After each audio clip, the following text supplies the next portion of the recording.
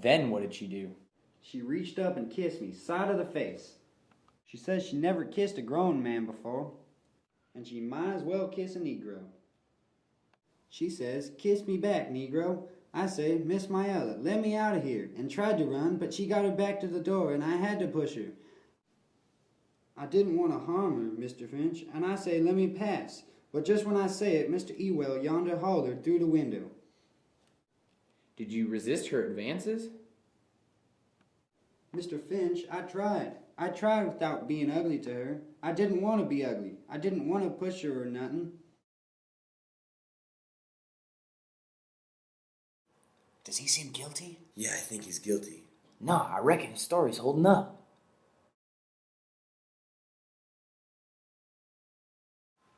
There's no way Tom Robinson should be found guilty. He's done nothing wrong. You're right, Scout. Tom's story has just as much credibility as both the Ewells.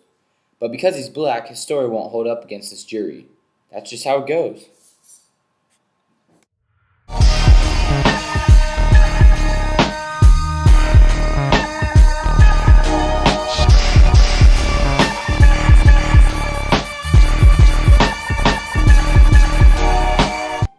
If you had a clear conscience, why were you scared? Like I says before, it weren't safe for any Negro to be in a fix like that. But you weren't in a fix. You testified that you were resisting Miss Ewell. Now you so scared that she'd hurt you, you ran. A big buck like you? No, sir. I was scared I'd be in court, just like I am now. Scared of arrest? Scared you'd have to face up to what you'd done? No, sir. Scared I'd have to face up to what I didn't do. Are you being impudent to me, boy? No, sir. I didn't go to be.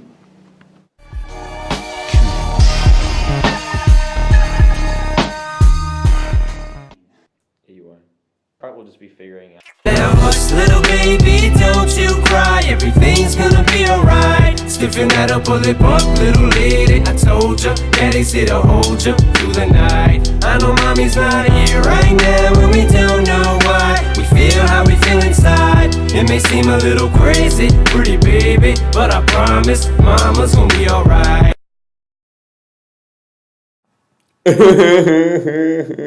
Scout, take him outside. Alrighty.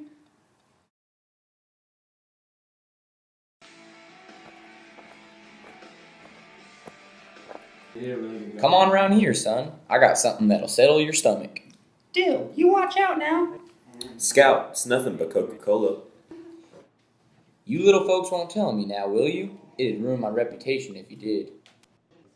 Come on, Dill. You alright now? Yeah, glad to have met you, Mr. Raymond. And thanks for the drink. It was mighty settling.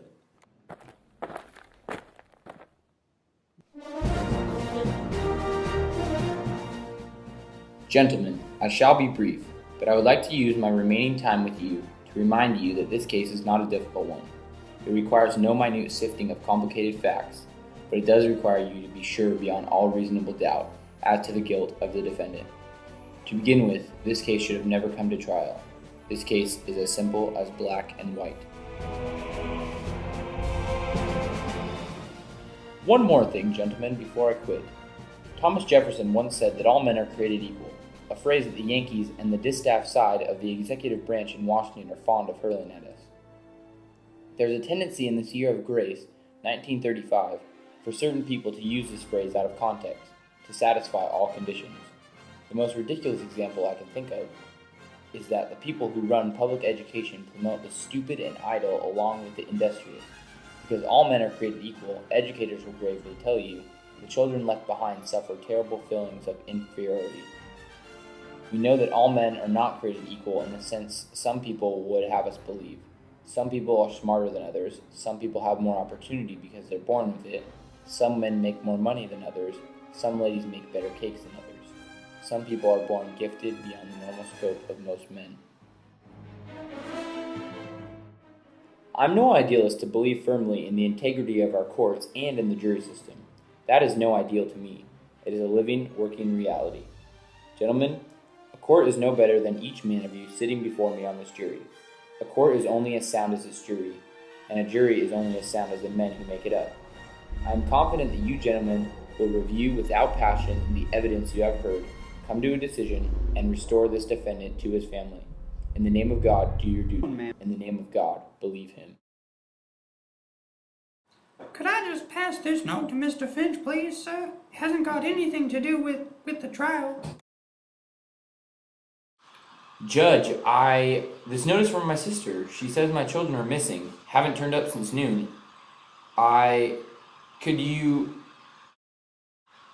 I know where they are, Atticus. They're right up yonder in the colored balcony. Been there since precisely 1:18 p.m.